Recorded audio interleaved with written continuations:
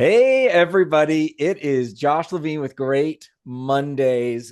Today, my guest is Stephanie Manzelli. She is the Chief People Officer at Employ, which is the umbrella brand for lots of amazing employee hiring and recruiting software like Jazz HR, JobVite, and Lever.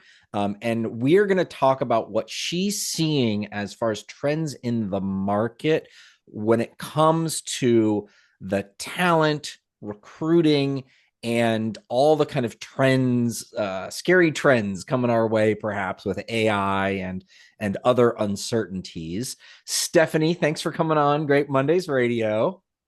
Thank you. Thank you for having me. I'm really excited to chat with you today. Yeah. So you have a particular perspective where you believe that we are either about to hit or are currently in the middle of the beginning of a huge shift in what you're calling skills-based hiring and skills matching. Can you talk a little bit about what you're seeing, what that means, and why you think that it's not just I think you're purposefully using the word shift and not evolving, right? Like there's like a discrete moment coming.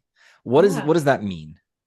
Well, I mean, we've talked a lot about skills-based hiring over the last couple of years, but I think the distinction that I see now that maybe we haven't talked about is, the world's changed quite a bit and we're sort of at this critical inflection point where in the next couple of months we're going to have the market flooded with a bunch of highly skilled federal workers that will be transitioning from the public sector into the private sector and us trying to find um, matches for those skills within our organizations. It behooves us to actively seek out that talent as well. But I think in addition to that, with all of the AI everything, we need to start to think about who we're hiring for tomorrow. We need to make sure that we're hiring people that know how to use the tools as our workplaces are evolving and can help us to continue to propel our businesses forward. Okay, so two let's break that down because there's a couple interesting ideas in there. So one is all of a sudden we have these public sector talented public sector workers, but they haven't um, worked in the private sector before, and even more, they may not have worked in a particular industry, and so Yeah. how does one take advantage of that? Because if we're thinking about it in kind of reactive, traditional, old school hiring way, it's you haven't done this before, so I don't know that you can do this. And that's often a shortcut that recruiters will take. So, how are like, what is the, how should we think about assessing or using this moment to assess in a new way? It's a good question. I think a couple of things. I think some of the best candidates, we used to call them non-traditional backgrounds, right? When it didn't directly match the job description or they didn't have 10 to 15 years experience in this very particular sector or this very particular industry. Mm-hmm. And we would present the candidates and we would say, "Oh, this person has a non-traditional background. Please, interview them." It is sort of the same thing, only far more prevalent, right? And so for Yeah. us, the way that I think the world is going to shift a little bit, or that we need to shift towards, is a job description is great. We must have job descriptions. They are the thing that articulate the outline of the role. But then there's this other element of what I personally call a candidate persona. And many organizations do this through by way of a rec intake process or just fundamentally understanding the role. I call it a candidate persona, but it's a real fundamental understanding of the skills and experiences that a candidate must have had to be successful. So, is it leveraging certain types of technology? Is it the way that they navigate an organization? Is it that they've been in an environment that is similar to yours in the sense of, rapid fire or chaos or, making calm in a storm? What are the experiences that a person has had that would make them a good fit for your organization? And then you marry those job skill requirements with the candidate persona and you're able to make a more solid match. I think from my perspective, I think that's probably, the best way for us to be vetting a lot of this talent. Um, yes, that seems right. No, you're not going to get any arguments from me on that. But I want to call out one thing that you said, which is, hey, uh, I'm an individual making the case for a non-traditional, someone with a non-traditional background. Yeah. And that, in fact, is how it works, right? You get personal introductions, Yeah. but what if we're talking about a scale of, I mean, I think even before this, flood of public sector workers, right? There was plenty of non-traditional workers, but if they didn't have the ear of a human inside, then it's going to be a lot harder. Or maybe I'm misinterpreting, but Yeah. all the same to say that, how do we scale that in a way that, is not relying on, this, I guess, ultimately just like, hey, make this personal introduction to me. Or maybe you'll tell me that that's the right way to come at it as a candidate, right? Like, Well, I mean, it's not a bad idea. Listen, I think it's different for different levels. I think as you are sourcing or recruiting a higher level hierarchically in an organization, yes, I would 100% agree with you. It has a lot to do with who you know and the connection points and can you do this introduction? And that's really where, even things like executive search firms have been super successful is in that connection. yeah, Um, but I don't necessarily think it needs to be that way at all levels. Certainly, I think there's a couple of things. I think in how you position your experience is really important, and I think in the way that our recruiters recruit, that would be my one biggest piece of advice. And even as I think about how I've shifted the yeah, way that my recruiters yeah, interact with the business and with candidates, for better or worse, we do have AI, right? Whatever you want to call it, we do have it. It is something that is available to recruiters to help make resume matches, certainly not disposition candidates, but funnel some, candidates higher to the top of the pile.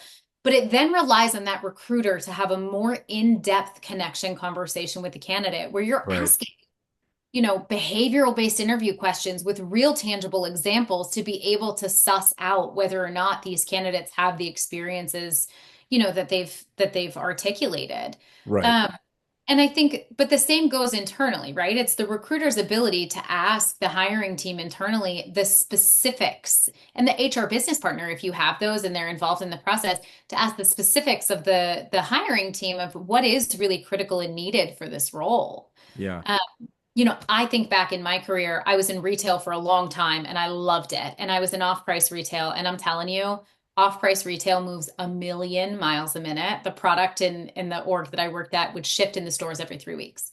And when I made my leap into tech, everybody in tech said, oh, I know you worked at this big company, things must move slowly there.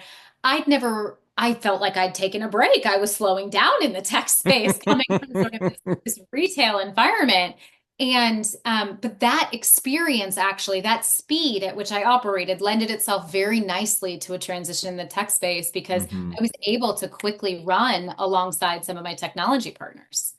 So this leads me back to that candidate persona, and I think what I hear you saying is, you need to work a little bit harder or think a little bit more about what is behind those requirements that are typically out there. And sure, there's going to be some bullets where it's must know tech X, Sure. but I think this idea, like infusing this candidate persona into all steps in the process, Yeah. because I think many orgs are overwhelmed by the number of applications that they get. Yeah. And so they're like, triage, blah, right? Like, okay, must have exact number, year, like experience years or whatever the criteria is. Can we, is it, does this technology that's starting to emerge, the AI, in your opinion, start to move give us the ability to kind of integrate it, or maybe it's not just the tech, but integrate this into across that process. Yeah. Oh, for sure. I also think it helps us create efficiency within our process. I think, I've heard a lot of people talking about, oh, AI is going to replace recruiters, it's going to replace jobs. No, AI is going to replace jobs for people who don't know how to use it, right? Who don't know how to use it to augment their role. I think it's given us this blessing of, Mm, us being able to focus on other areas more in depth that we hadn't been able to because of administrative work.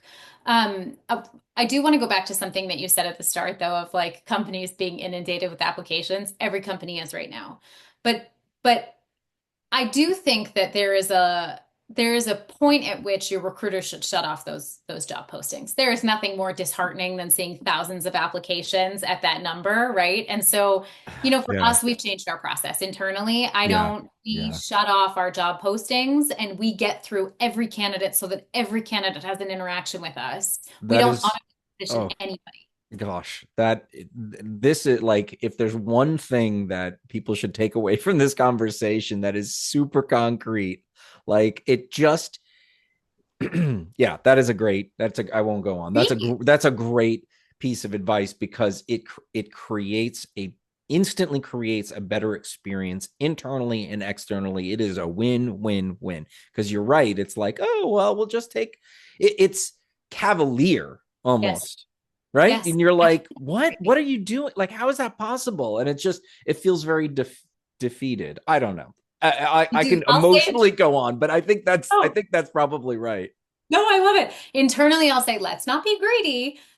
No, but in all seriousness, we shut them off and we'll send a note to our hiring manager internally. Listen, let us get through the applicants and we'll post it. Or if my recruiters are, yeah, if you were to look on anyone's LinkedIn, my recruiters will post online. We've temporarily shut this down to get through all candidates. And that's because we want every candidate to know that we've looked at their application. And it's important to us. And so I did just want to say that, but Thank you. I appreciate you that. know, I think overall, and that would be my advice to everybody, but I think overall by using AI responsibly to augment your process, it actually does allow the recruiter to get back to the human piece and to get back to whether it be a cultural ad, a quality of candidate. It's Hmm. not necessarily just about a fast fill. It needs to be about the right profile match. And so if we enable our recruiters, we take away whatever you choose to use AI for, your scheduling, your sourcing, whatever it is that's the tooling that you've determined is the right Yep. companion for you. It allows the recruiter to do what the recruiter does best, which is the human component of Yep. matching the person to the need of the business, not just for today, but what we need in another year or another 5. I mean, now that you say it, it's like so blatantly obvious, Um, it has, like, to me, it just makes a ton of sense. But that's what the use is for. And that's what we're trying to do here, right? We're trying to hire the right humans and we need humans to do that. right. The other interesting part of this equation is the role itself. And so we're all aware of the incredible acceleration that we're working within and uncertainty.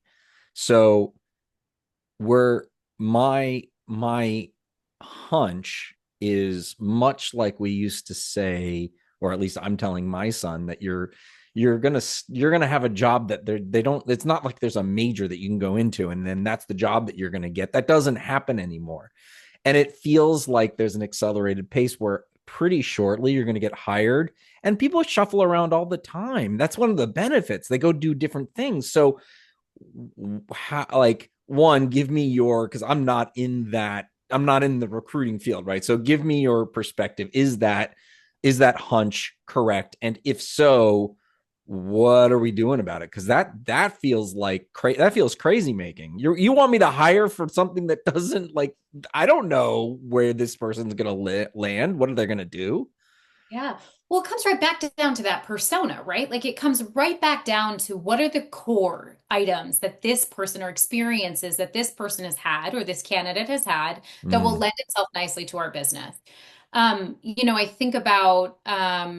I think about the evolution of how organizations have evolved.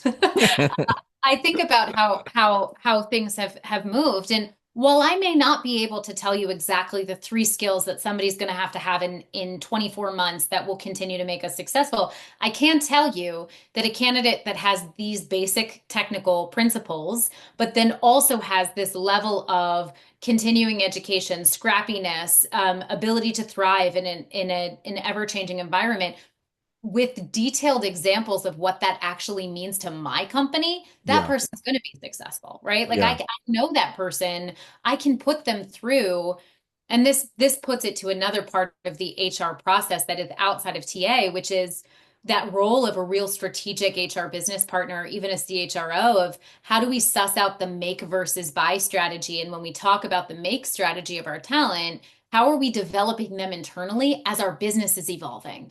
Because Mm, that's what we have to do to make sure that we're staying ahead of these things. that's the long-term strategy. It's almost like I hear I can hear us moving towards I don't know, persona-based hiring, Yes. right? Like that's like it and we sort of had talked a little bit about, or at least I don't know, it's in the water, right? For the past 10 years of you can always teach someone something, but the culture match, fit, add whatever you want. And it's almost like we're going to in very short order be forced to understand that we're hiring for how this person operates, like the kind of person they are, even above and beyond the experience that they have. Maybe I don't know, maybe I'm going on a limb, but No, I think that's fair. I would say not the kind of person they are, because Stephanie at home and Stephanie at work are two very different people. I'm sure it's similar for you. yep. Um, but I would say the working styles, Mm, the comfort levels. My working style at work is, I move a million miles a minute. My brain can connect pieces and parts very, very quickly. In my personal life, I overanalyze everything. I have a spreadsheet. Everyone's got a checklist. I don't need to necessarily work that way. And right. so, but my preferred working style in the work environment is to move at that pace and to move quickly. And if I don't know something, my natural inclination is to go research that thing that I don't know. Um, Mm, so I don't think it's too far of a stretch. I do think that there is a world in which we start to layer in the working styles, the experiences in the workplace, the environments that somebody has thrived in before as part of the validation yeah, exercise of candidate matches. that's so interesting. We're being forced to think about humans. Okay, so all right, I'm just pulling these things together. There was at one point, many years ago, one of my sort of early formative experiences, someone said humans aren't resources, right? We can't treat them like resources, right? That HR thing. And Yeah, that's a very machine era, right? Industrial revolution mentality. yeah. And what now, kind of the ultimate machines and the ultimate, are speeding up everything, the AIs are actually it's the machines and the resources that are enabling us to Yes. get back Yes. to the humans. I love that you just said that. I say this to my chief product officer all the time. I'm like, when I look at technology, that's the resource. The technology is the resource. The AI is the resource. Yeah. Everything else that we do is human, right? Yep. Everything else that we do is human. And I know that there's been sort of this resistance against the human resources title, and it's sort of people in talent is what we call it, people in culture, just the people team. But really now that's what we are. The resource is the computer, it's the algorithm, it's the code. Yeah. Whereas we get to bring the human element back to what it is that we do in our craft. And it's incredible because now we get to build really robust cultural ecosystems at a differently than we have for quite some time. What? Okay. Wow. So many. Yeah. This is really revealing, really interesting. How can, at the risk of repeating ourselves, but just to kind of like think, package it up or summarize it, how can a recruiting team or even the head of HR or someone, a peer of yours, prep Yeah. for this new reality? What is it that we need? What is the mindset that we need to change? What is it that we can start to do? Because this isn't going to be an instant change. We've been doing a certain kind of recruiting, a certain kind of talent management for a very long time. Habits are hard to break, especially, as an individual, and then you're talking about systemic habits. Yeah. So this is not going to be easy. What are the first couple steps? Like, how do we start on our way? How do we start shifting the way a group like this might work? No, I love, love, love that question. Long, long ago in my career, I was in TA strategy, and one of the things at the place that I was at, they called their talent acquisition or their recruiters, they called them TA consultants, and Mm. and I loved that. And not at the time, but now I love it because that is the first step. The first step is, in my opinion, I think if you have an HR business partner team, I think pairing those HR business partners who are natural consultants, they're naturally asking inquisitive questions Mm. with different depth with a TA partner, to really understand sort of the team dynamics. So as recs come open, and you can always pilot this with one opening at a time, as recs come open, partnering that HR business partner with the talent acquisition individual of the recruiter that is working on the role to help augment their understanding of the team and the team dynamics and help support them by asking consultative questions so that when that recruiter goes into that rec intake process, they are digging in and identifying and understanding what the hiring manager really, really needs to augment the team with so that they're able to suss those questions out in the interview process and really package what the role is and what the company is and what the team is to the candidate in a more transparent fashion. It does sound very basic, but it is something that we don't do today. And I think, I'm sure you've been in this boat before, but how many times has a recruiter, have you as a hiring manager gone back to the drawing board with a rec or redrawn on the profile or Right. Yep. recalibrated? This helps mitigate some of that. And so that's the first step. The first step is pairing that business partner, pairing that recruiter, getting a depth of understanding on what the real business needs are, and then empowering that recruiter to ask really consultative questions with the business so that they can build a persona in their mind. So as they are interviewing the candidates, they're getting a better understanding of those experiential and work preference matches. Yeah. So we need to front load the time and energy. I think Got it. the days of throwing the bulleted recs over the wall, right? Like the bulleted skills over the wall. And so what we really have to do is educate and bring up to speed the business partner so that Yep. they understand, like, because you're right. I mean, that's how I connect with other peers and clients, is like asking really interesting questions and like getting at it, because these folks don't they have assumptions and they don't even know they have those assumptions, right? And you can ask smart questions and they go, oh, I hadn't thought about that. And so when it does take time, right? People are like, meetings, forget it, but it's like, to be able to, you're like, hey, we're going to spend 30 minutes talking together. I need that time on your calendar. Believe me, it's going to save time on the back end, and we're going to get a better quality candidate. And I'll just point right back to, it's humans, right? So the disintermediate the email and the Slack messages and the shared documents. Let's get all that out of there. Let's have a real human conversation so we Bring can me back. make sure that we get the right people in. Yeah, that's exactly right. That's exactly right. Because while it's front loading the time, with the augmentation of all of the tech and resourcing that we have, you're saving time through a process. You're finding efficiency in your process, but by front loading it, asking really solid questions, you're actually reducing your time to fill, reducing ramp time, helping actually impact the organization in a different way. And then, if you're recruiting on a revenue generating role, you've just impacted revenue. You've impacted the potential loss of revenue, right? Like you've Yeah. made real business impact by ensuring that that match was a solid match on the onset.